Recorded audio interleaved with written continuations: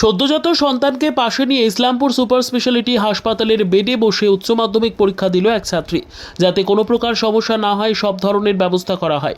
জানা যায়, উত্তর দিনাজপুর জেলার চোপড়া থানার কলেজপাড়ার বাসিন্দা মোহাম্মদ কামাল হোসেনের স্ত্রী ফারানা ইয়াসমিন গর্ভবতী অবস্থায় চোপড়া মহিলা উচ্চ বিদ্যালয়ে আসন পড়েছিল।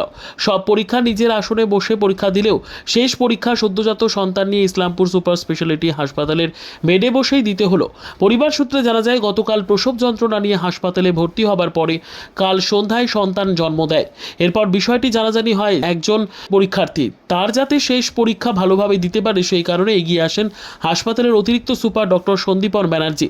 ফারানা ইয়াসমিনের যাতে বায়োলজি পরীক্ষা হাসপাতালে দিতে পারে তার জন্য সব ব্যবস্থা করেন। এ বিষয়ে হাসপাতালের অতিরিক্ত সুপার সন্দীপন ব্যানার্জি জানান, পেশেন্ট গতকাল অ্যাডমিশন হয়েছিল সকালবেলার দিকে 7টা সাড়ে 7টা নাগাদ। দুপুরের দিকে তার ডেলিভারি হয় অ্যারাউন্ড সন্ধ্যার দিকে, 7টার দিকে, 7টা 40-এর দিকে অ্যাপ্রক্সিমেটলি ডেলিভারি হয়।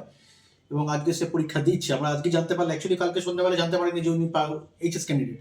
রাত্রে যে আজকে সকালবেলায় উনি মোটামুটি আমাদের ডিক্লেয়ার করেছে যে উনি এইচএস ক্যান্ডিডেট, ওনার এক্সাম আছে। তো তড়িঘড়ি আমরা অ্যারেঞ্জমেন্ট করি, আমরা চোপড়া বিএমএইচকে আমি ইনফর্ম করি যাতে চোপড়া ঝাড়া স্কুল স্টুডেন্ট, কোন স্কুলের চোপড়াঝাড় হাই স্কুল, এক্স্যাক্টলি এটা বলে দিই। হ্যাঁ, চোপড়াঝাড় হাই স্কুলের স্টুডেন্ট। আর সেন্টার ছিল হচ্ছে সোনাপুর হাই স্কুলে মনে সেন্টার করেছে।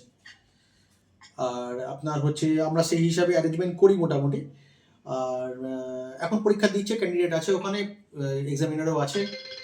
তারপর হচ্ছে পুলিশ প্রোটেকশন দিয়ে আমাদের ব্যুরো রিপোর্ট, উত্তর বাংলা সংবাদ।